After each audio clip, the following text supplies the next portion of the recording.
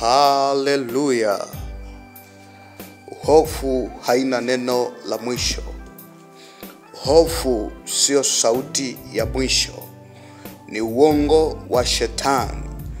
Roho wa Mungu hakupi hofu bali ujasiri.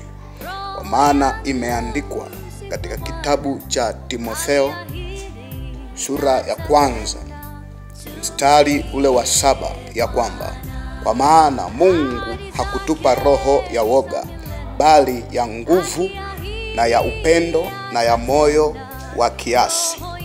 Kama unaogopa juu ya kesho yako, unaweza ukaniandikia.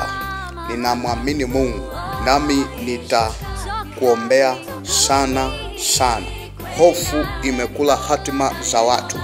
Hofu imepoteza watu kwenye njia zao. Bwana amenituma kuomba nawe.